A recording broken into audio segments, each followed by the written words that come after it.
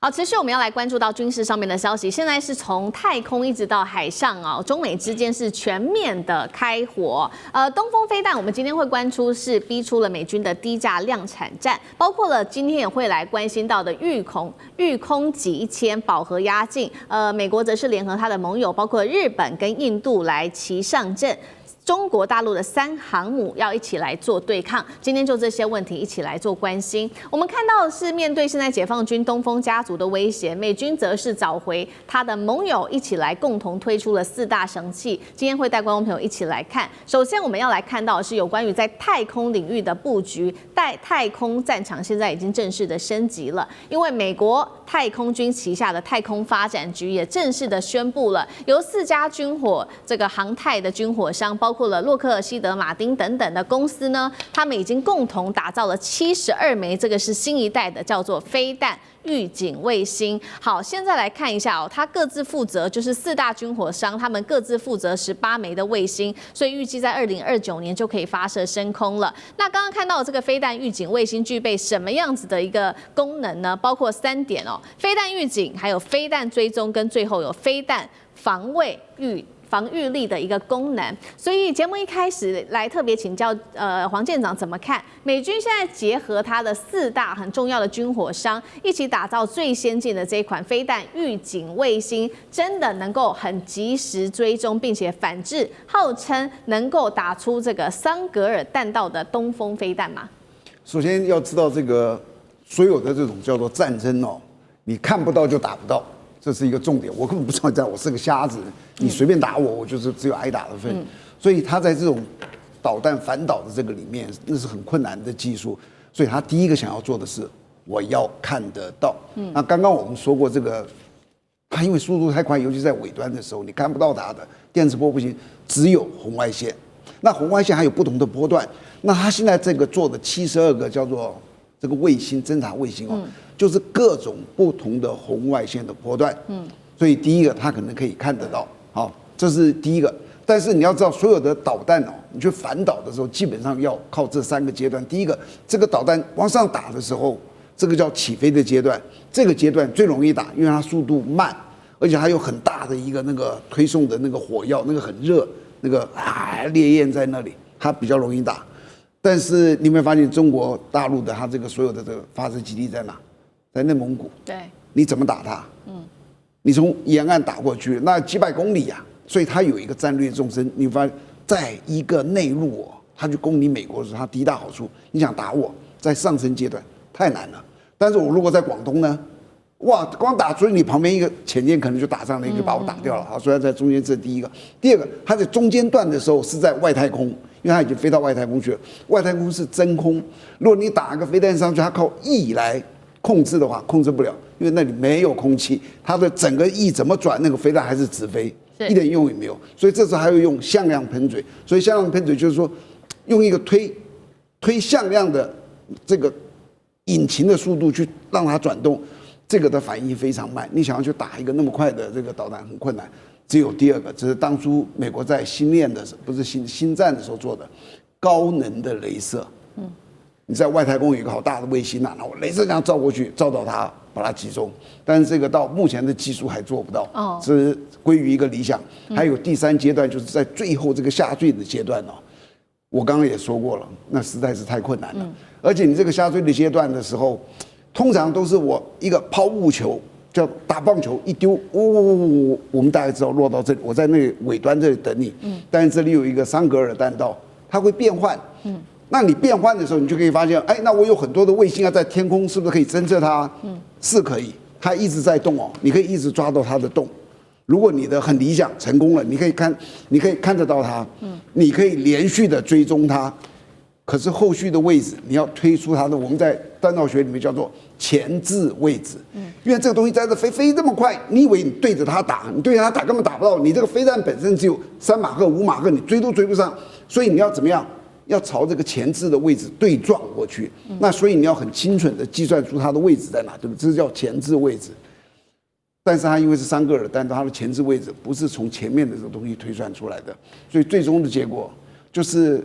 他做了这个卫星了之后，你可能可以连续的追踪出它在哪里，对，但是你对最终那个位置还是没有用的。是，那你说这样不是没有用吗？但最起码比你什么都没有要好很多。因为这样子最起码你的预警时间会多一点。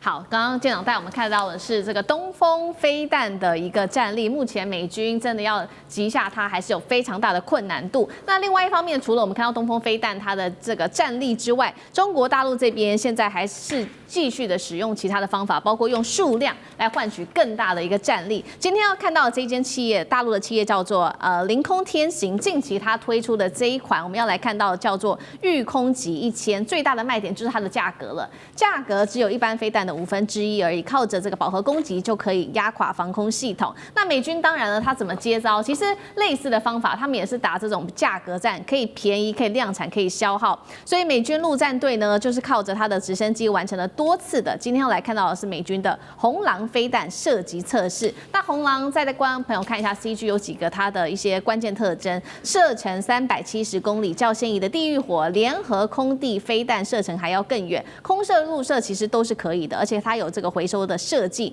年产量现在上看1000枚，重点是价格也是比较低，单价已经压到30万美元了。好，一边是中国大陆它的御空级1000，到美国的红狼，现在说这个飞弹竞争是不是走向一个比较 N 型化了？便宜飞弹现在到底中美之间谁比较有优势？上次哥怎么看？对，最近很多对武器讨论这个中国跟美国这两家公司推出的这个超便宜是指跟过去相比。那像特别这个所谓这个御空级1000，因为它太便宜了，便宜到现在就大家推论说，未来如果用御空级1000的这个飞弹，火箭弹打台湾的话，巴拉巴拉很便宜就可以把台湾打烂，甚至到这样子的地步很便宜。那当然，美国我们看红狼这个部分，其实这两家都是现在比较新的军工产业的公司，所以他们现在很会做行销啦，倒不是说真的都是国家或军方现在在力推这个东西哦。所以，但我们看到确实是低价。我们知道过去来讲，以美国作为全世界来讲，对于武器军备的研发，最厉害的技术、最前卫的部分的这个所谓的这个军备的部分的能力、武器的能力，当然还有最高的价钱。这长久以来几十年都是这样的。其实像法国这些那么有能力做武器国家也都这样。但其实在中国，自从大家发现说天哪，怎么那么便宜，同样做出来的东西，可是于是大家现在对美国这些很有压力了哦。包括波音啊，包括洛希德马丁这些公司，但他们现在都也不做便宜的东西，还是做比如下一代战机这么贵的。只有我们必须要注意哦，全世界现在开始对于关注你如何可以又低价又好，至少达到自己所要的。像刚刚讲，红狼的射程370，它还有绿狼比较贵一点，打得更远是50万美金。1000多万台币来讲，一颗所谓导弹其实来说都是很便宜的哦。但你说能够比得过中国吗？我认为很难。中国主要代为不只是成本低，要知道中国都知道，中国其实是一个很厉害的军工产业部分的供应链。但我必须得说两个角度，简单讲，第一个部分不只是供应链，他们作为军民融合这个模式哈，政府是专案经理啊，国家是一个巨大的实验室，什么意思？国家是实验室，政府是专案经理，所以它不只是工业链，它已经变成一个军民都有的部分的生态。我举个例子，哈尔滨大学、西北工业大学都知道他们的研发军事能力是非常非常强，所以这里头很多的理论，然后呢，他们给谁呢？给中国大陆的国营企业的军工业。他们有生产链来做，然后发包给底下的这些小公司做他们的零件。但是在此同时，这2年是民间的科技企业，像大疆，像包括机器人，我们看到的无人机、机器狗这些，都第一时间外界还不知道，直接国家就收归过来，最新的演算法全部都由国家所用。大家是看到之后才发现，市面上有的是国家已经用很久了。所以这就是中国大陆的所谓国家，包括政府做专案经理这个模式，我觉得美国或其他全世界不能比哦。而且我们来看，像法国来讲，现在今年已经开始追过法国，明年中国会是第2大，会超过几百亿美金的，作为这个所谓军工业输出的国家，只输美国而已了。而且这些技术国家拿到之后，你有给军事吗？没有。给谁呢？给交通、给治安、给航太，然后呢，包括所谓这个自杀，包括雅鲁藏布江江做水电，所有这些技术在军事应用的同时，也散布到整个社会。也就是说，它的供应产业链扩大到是整个全社会成为军工业的大产业链跟市场。所以这是个全新的模式，在中国没有应用之前，在美国、法国都没有看到。所以我觉得这个部分来讲，造就一个很特殊的能力，从研发力到最后生产力为主。美国如果要追过的话，恐怕在整个产业链，不止供应链，他们现在都还做不好，还有生态。好，一边是中国大陆它在军工生产模式持续的扩大，并且更有效率、更有系统化。那另外一方面，美国呢，它现在则是找上了它的盟友一起来帮忙做对抗。那找上了2个国家，今天要带大家来看到，就是第一个是日本，还有第2个是印度。先来看到印度这边提供了什么样子的飞弹。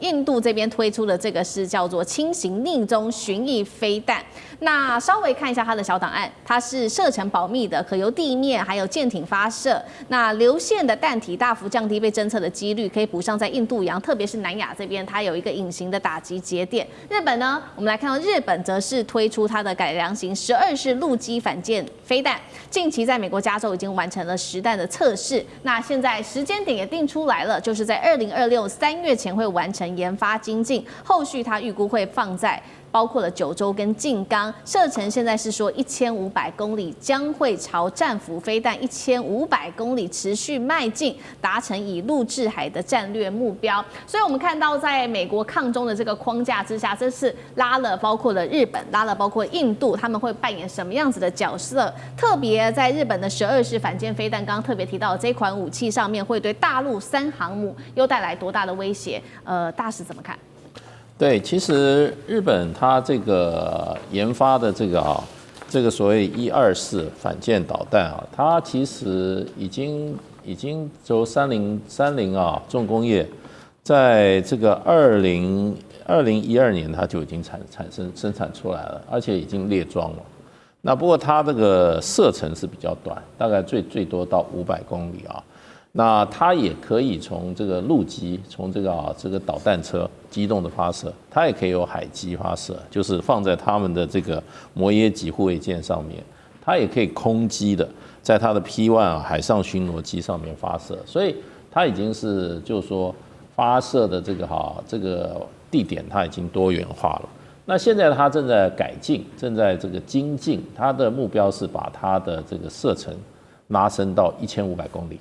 它900公里的，事实上在前2年，事实上它已经有了。那现在要往1500公里这个射程来上面走。另外一个就是说，它是一个亚音速级的一个飞弹，它大概速度在0.9马赫，还不到1马赫。所以它现在呢要精进的，要把它变成速度更提高。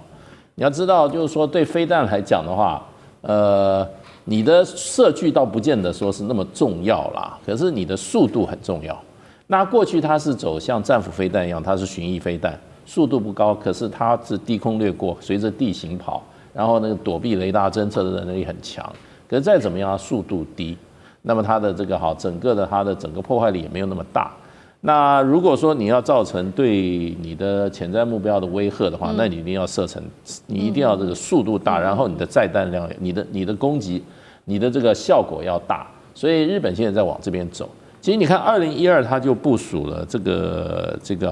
12型的飞弹，为什么现在才在做这种精进？原因是美国不准它。美国最近几年才放宽它日本的所谓攻击武器的范围，过去是300公里，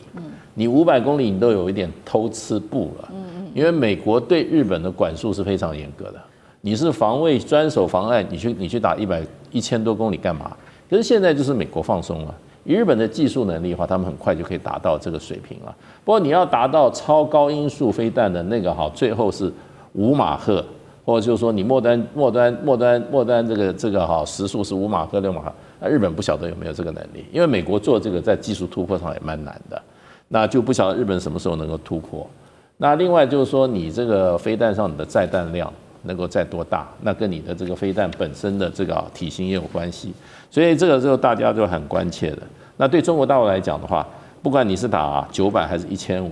都可以对中国大陆沿海的这种重要城市已经产生威胁了。所以这个是东亚哈，尤其在第一岛链，那么日本扮演的角色在受到大家关注，主要原因因为它的射程范围。那印度这款飞弹，我想它是公布了，它是一个轻型的，所以逆中的导弹哈。那它的速度我看一下啊，也不到1000公里1个小时。那它本身的体积是比较小的，我想它对于这个区域的战略形势啊，它能够发挥的这个转变的效应是很小的。好，谢谢大使。那我们休息一下，马上回来。地缘政治、美中之争、战略价值、强权崛起、小国生存，现在与未来洞悉事件走向，掌握世界脉动，全球观点尽在环球